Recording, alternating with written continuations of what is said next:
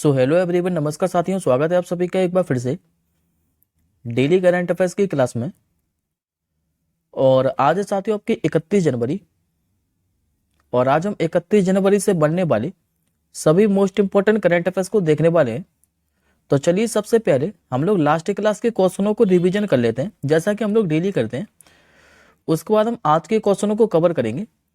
तो last class में मैंने आपको पढ़ाया था कि भाई जो राष्ट्रपति द्रौपदी मुर्मू जी हैं, इन्होंने इस बार कितने जवानों को वीरता पुरस्कार प्रदान किए? तो टोटल 80 जवानों को। भारत और किस देश की सेना के बीच पहला सैन्य अभ्यास, जिसका नाम है सदा तनसीख, ये प्रारंभ हुआ है? तो भारत और सऊदी अरब के बीच में। और यदि आपसे ये पूछे कि ये जो युद्धाभ्यास है ये आयोजित कहां पर किया जा रहा है, तो राजस्थान के महाजन फील्ड के अंदर। अभी कौन भारत का पहला AI यूनिकॉर्न बन गया है? तो इसका नाम है साथियों कृत्रिम। हाल ही में जो FIH हॉकी 5S है महिला विश्व कप, इसका खिताब किसने जीता है? तो ये जीता तो साथियों नीदरलैंड है। लेकिन आप लोग इसमें उपविजेता का नाम भी याद रखिएगा, क्योंकि इसमें जो भारतीय महिलाओं की टीम है ये उपविजेता रही थी। और यदि आपसे पूछे कि ये जो टूर्नामेंट है ये आयोजित कहां पर किया गया था, तो ओमान की राजधानी मस्कट के अंदर 24 जनवरी को। रूसोमा जो ऑरेंज फेस्टिवल है ये किस राज्य में शुरू हुआ है? तो नागालैंड के अंदर। अभी जो बिहार के मुख्यमंत्री हैं नीतीश कुमार, इन्होंने कौन सी भी बार मुख्यमंत्री पद की शपथ ली है? तो 9वीं बार। टाटा समूह और फ्रांस की जो एयरबस है, इसके द्वारा H125 हेलीकॉप्टरों की जो मैन्युफैक्चरिंग है ये कहां पर की गई है? तो गुजरात के बड़ोदरा के अंदर। अंतर्राष्ट्रीय जो शिक्षा दिवस है ये कब मनाया जाता है? तो 24 जनवरी को।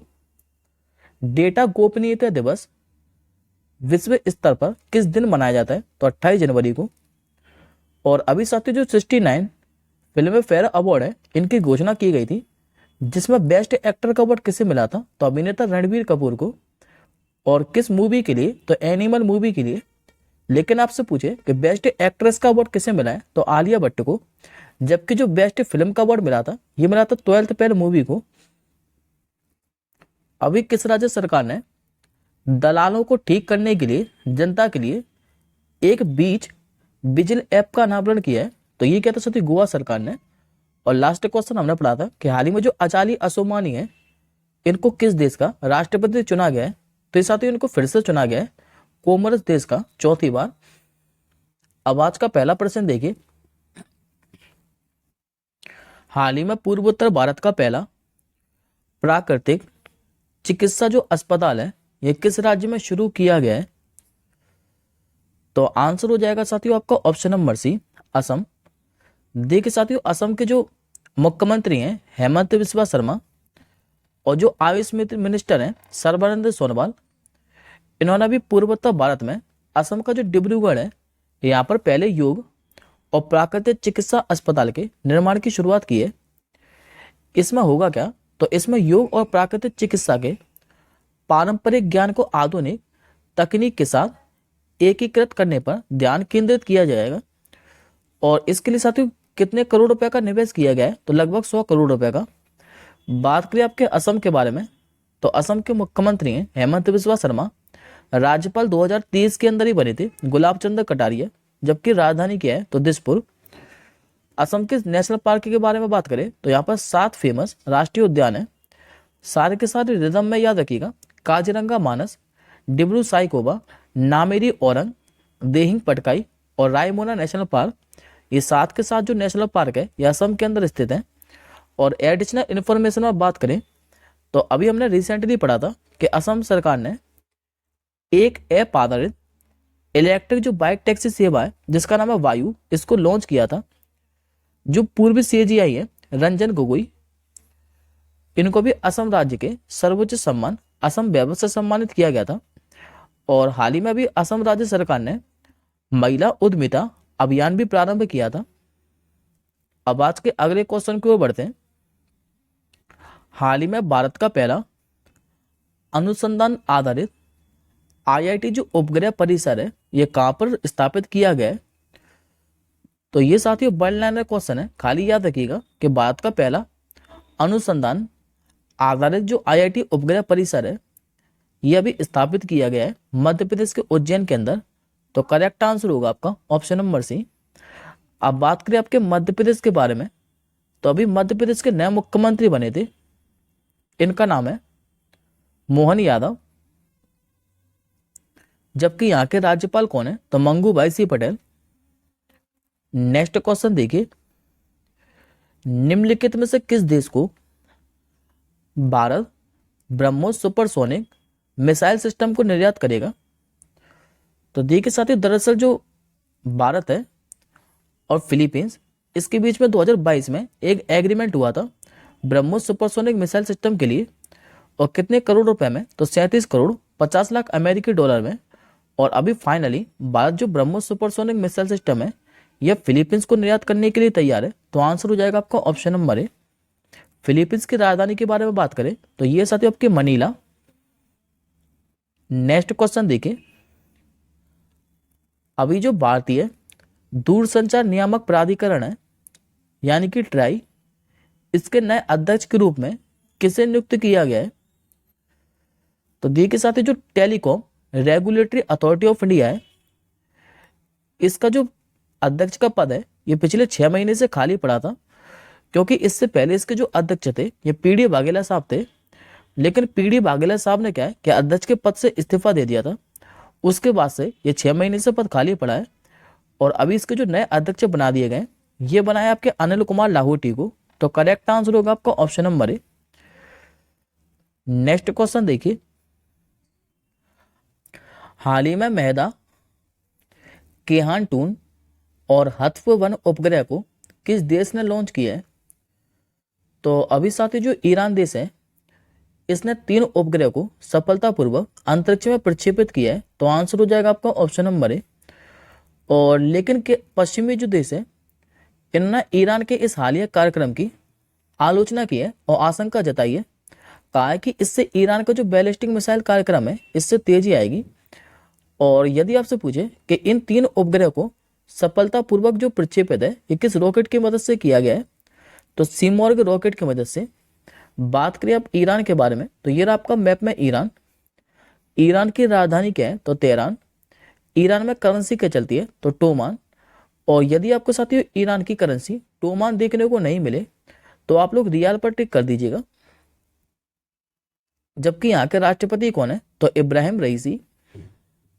अगले क्वेश्चन की ओर बढ़ते हैं। हाल ही में जो बुल फाइटिंग खेल है ये किस देश में फिर से शुरू हुआ है?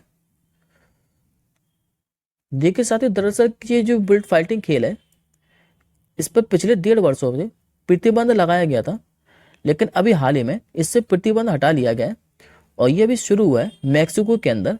आंसर हो जाएगा आपका ऑप्शन नंबर ए। और यदि आपसे पूछे साथियों कि जो सांडों को लड़वाने का सबसे बड़ा स्टेडियम है ये मैक्सिको के अंदर स्थित है जिसका नाम है प्लाजा। लेकिन साथियों जो पशु अधिकार कार्यकर्ता हैं इन्होंने इस खेल के खिलाफ लंबी मुहिम चलाई थी, जिसके बाद 2022 में एक जज ने यहाँ जो बुल फाइटिंग खेल है इसके आयोजन पर रोक लगा दी थी। और कुछ ऐसे भी देश हैं यहाँ पर जो बुल फाइटिंग है इसको प्रतिबंध लगा दिया गया, जैसे कि Argentina, Britain, Denmark, Canada, Italy जो है इसमें शामिल है।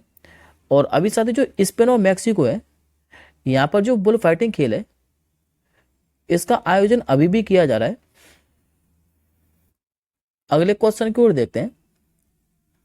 हाल ही में किस देश में पहला एल्कोहल जो स्टोर है ये खोला जाएगा? तो ये खोला जाना है साथियों आपके सऊदी अरब के राजधानी रियाद के अंदर। आंसर हो जाएगा आपका ऑप्शन नंबर डी। देखिए साथियों ये जो स्टोर है ये गैर मुस्लिम राजनयिक को विशेष रूप से सर्विस देगा। और इसके लिए ग्राहकों को क्या है कि एक एप्लीकेशन पर रजिस्टर करना होगा शराब खरीदने के लिए। और विदेश मंत्रालय जो क्लियरेंस है ये कोड प्राप्त करना होगा। और ग्राहक क्या है कि इससे सीमित मात्रा में ही शराब खरीद पाएंगे। बात करें आपके सऊदी अरब के बारे में तो मैप में रहा आपका सऊदी अरब।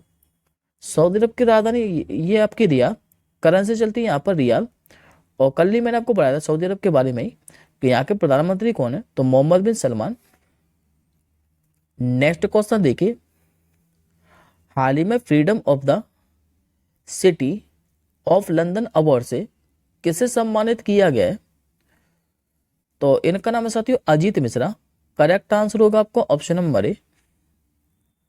देखिए साथियों, ब्रिटेन में जो भारतीय मूल के वकील हैं जिनका नाम है अजीत मिश्रा, इनको कानूनी और सार्वजनिक क्षेत्रों में उनके उत्कृष्ट योगदान के लिए freedom of the city of London award से सम्मानित किया गया है। हालांकि साथियों, इससे पहले भी भारत के जो पहले प्रधानमंत्री थे जवाहरलाल नेहरू और दक्षिण अफ्रीका के पहले राष्ट्रपति नेल्सन मंडेला, इनको भी इस पुरस्कार से सम्मानित किया जा चुका है। अब बात करते हैं आपके ब्रिटेन के बारे में। तो साथियों, जो ब्रिटेन है ये 4 स्थानों को मिलकर बना है, जैसे कि इंग्लैंड, वेल्स, स्कॉटलैंड और उत्तरी आयरलैंड। बात करें ब्रिटेन की राजधानी के बारे में तो ये आपकी लंदन। करेंसी चलती है यहाँ पर पाउंड स्टर्लिंग। और यहाँ के प्रधानमंत्री कौन है? तो ऋषि सुनक। जबकि यहाँ के सम्राट कौन है? जो चार्ल्स तृतीय है। अगला क्वेश्चन देखिए, हाल ही में 14वीं अखिल भारतीय जो पुलिस कमांडो प्रतियोगिता है ये कहाँ पर प्रारंभ हुई है? तो ये प्रारंभ हुई है आपके साथियों आंध्र प्रदेश के विशाखापट्टनम के अंदर। तो आंसर हो जाएगा आपको ऑप्शन नंबर सी। और ये जो साथियों प्रतियोगिता है ये 22 जनवरी को शुरू हुई थी, जबकि कब तक आयोजित की गई है? तो 30 जनवरी तक। इस प्रतियोगिता में 16 राज्यों, पुलिस टीमें और केंद्रीय पुलिस एजेंसियों की 60 टीमों ने भाग लिया है, और जिसमें 700 से 50 से अधिक कमांडो ने भाग लिया है। और यदि आपसे पूछे कि इसकी शुरुआत कब हुई थी तो 2009 के अंदर।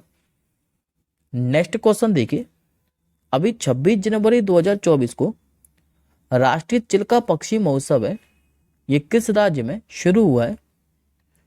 तो ये जो साथियों राष्ट्रीय चिल्का पक्षी महोत्सव है इसका जो नाम है ये चिल्का झील पर रखा गया है, जो कि काफी फेमस झील है और ये खारे पानी के लिए प्रसिद्ध है उड़ीसा के अंदर। और इसका भी हाल ही में उद्घाटन हुआ है राष्ट्रीय चिल्का पक्षी महोत्सव का। तो करेक्ट आंसर हो जाएगा आपको ऑप्शन नंबर बी।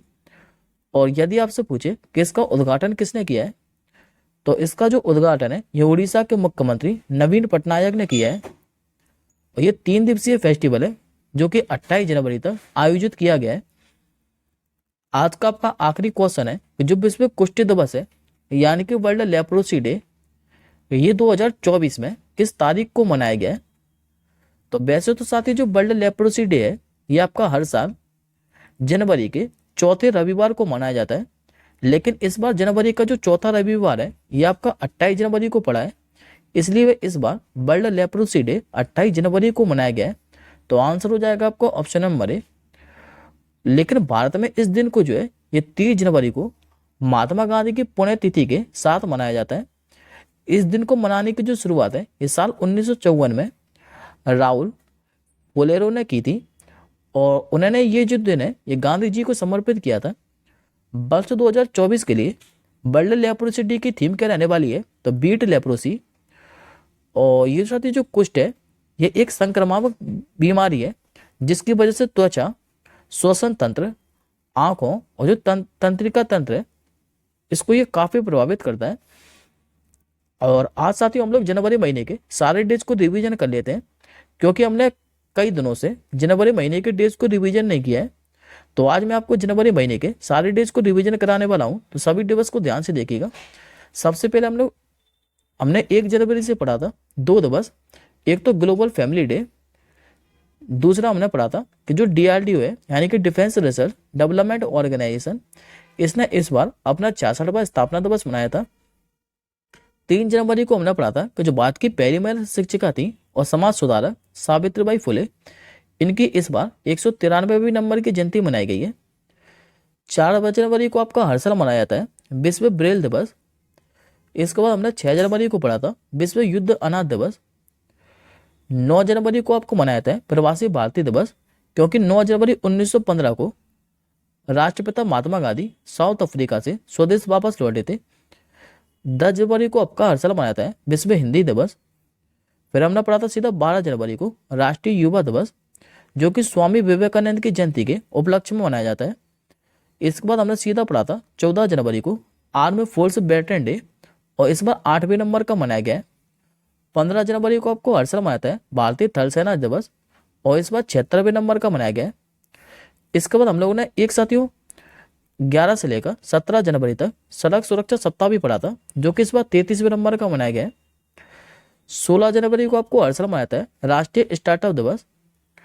फिर पढ़ा था सीधा 19 जनवरी को जो राष्ट्रीय आपदा प्रतिक्रिया बल दिवस है, यानी कि एनडीआरएफ का रेजिंग डे, यह हर साल मनाया था आपका 19 जनवरी को।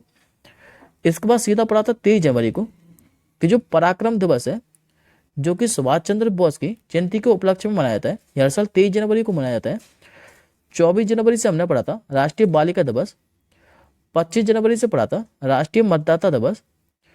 और 25 जनवरी को जो हिमाचल प्रदेश राज्य है, इसका 54वां स्थापना दिवस भी मनाया गया था। 26 जनवरी से हमने पढ़ा था अंतर्राष्ट्रीय सीमा शुल्क दिवस।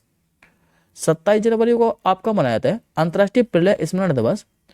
और कल ही हमने पढ़ा था कि 28 जनवरी को डेटा गोपनीयता दिवस भी मनाया जाता है। आई होप साथियों आपको जनवरी महीने के सारे डेज क्लियर होंगे। आज का आपका क्वेश्चन ऑफ द डे है कि हाल ही में जो भारतीय सेना है, इसकी पहली महिला सूबेदार कौन बनी है। इस क्वेश्चन का आंसर आप लोग कमेंट बॉक्स के अंदर कीजिएगा। और दोस्तों अगर आपको वीडियो पसंद आए तो वीडियो पे एक लाइक और एक शेयर करना मत भूलिएगा। और जो भी मेरे भाई बहन चैनल के अंदर पहली बार आए हो, वो चैनल को सब्सक्राइब जरूर कर लीजिएगा। हम जल्दी मिलेंगे नेक्स्ट क्लास के साथ ही, तब तक के लिए जय हिंद, वंदे मातरम।